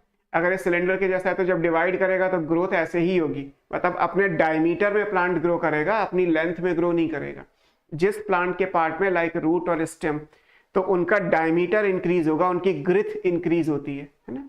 वुडी का मतलब ही सेकेंडरी होता है। वुड वर्ड जो आप यूज करेंगे बॉटनी में, पूरे बायो में, उसका मतलब ही सेकेंडरी है। तो वुड जहां सेकेंडरी ग्रोथ होती है वहीं पे अप्लाई होता है ना। सेकेंडरी के बाद टर्शरी बेटा कुछ नहीं होता, सेकेंडरी ही है ना। टर्शरी कुछ नहीं आएगा भाई। 5 मिनट में कुछ नहीं हो जाएगा सर। नेक्स्ट क्लास 11 बजे से है हमारी। ओके दिशांक, सरफराज ने भी लिखा है ओके से पहले, है ना। 11 o'clock तक तो मेरी क्लास है ना। And that is my right. जैसे डिले करना मेरा फॉल्ट हो सकता है कि सर 11:15 हो गए, आपने क्लास नहीं छोड़ी, बट 11 o'clock तक तो मेरी ही क्लास है। जब तक मेरी क्लास का टाइम है तब तक तो मेरा ही है। उसके बाद आपकी 11 से ही स्टार्ट है, वो आपको मैनेज करना होगा, है ना। आपने रिक्वेस्ट की है तो मैं छोड़ सकता हूँ, बट स्टिल याद रखिए कि एक क्लास का जो टाइम है वो तो टीचर अपना लेगा ही लेगा, है ना। और पहली क्लास है तो थोड़ा बहुत आगे पीछे भी होगा, सिंपल। खैर हमारा टॉपिक पूरा हो गया कि सेकेंडरी मेरिस्टेम सेकेंडरी ग्रोथ के लिए रिस्पॉन्सिबल होते हैं, और ये रूट और शूट बेसिकली केवल 2 ही जगह हैं जहां पे ये प्रेजेंट होंगे, लीफ में नहीं मिलेंगे। यहां से ये भी आता है कि रूट का अगर हम स्ट्रक्चर देखें, मान लीजिए हमने ये रूट बनाया है, एक ये रूट है, तो ये रूट का मेरिस्टेम हो गया, ये इलोंगेशन हो गया फॉर एग्जांपल, ये मैचुरेशन जोन है, बीच में यहाँ पे रूट हेयर भी आएंगे। तो बेसिकली आपको रूट में ये सेकेंडरी मेरिस्टेम कहाँ मिलेगा, क्योंकि ये जो प्रेजेंट है रूट मेरिस्टेम, ये तो अभी आपने लिखा कि जो एपेक्स पे प्रेजेंट है वो तो प्राइमरी है, ये तो प्राइमरी मेरिस्टेम रूट का हो गया। तो रूट का सेकेंडरी मेरिस्टेम कहाँ मिलेगा, तो रूट का सेकेंडरी मेरिस्टेम आपको हमेशा, जैसे मैंने अभी आपको समझाया कि ये यहां मिलेगा, लाइक ये, this is secondary meristem of root, है ना। तो ये आपको ध्यान रखना है कि सेकेंडरी मेरिस्टेम रूट का कहलाएगा।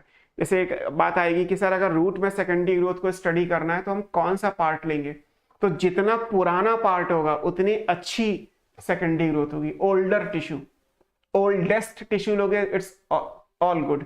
आपको कभी भी, क्योंकि नीचे जो रूट है that is called primary root, वो तो अभी नॉर्मल जो स्ट्रक्चर बनने चाहिए रूट के, meristematic, elongation, root cap, maturation, root hair, वो तो सब इन सब में एंगेज है।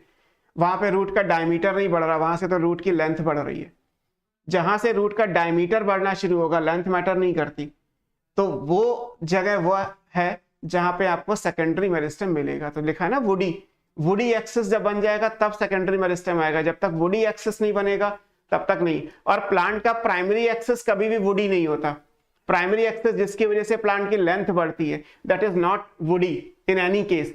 वुडी हमेशा वो है जो सेकेंडरी एक्सिस आएगा। वुड वर्ड हमेशा सेकेंडरी के साथ ही अप्लाई करोगे। जैसे आपसे कहा जाए कि बैम्बू वुड है या नहीं है, तो बैम्बू इज नॉट वुड।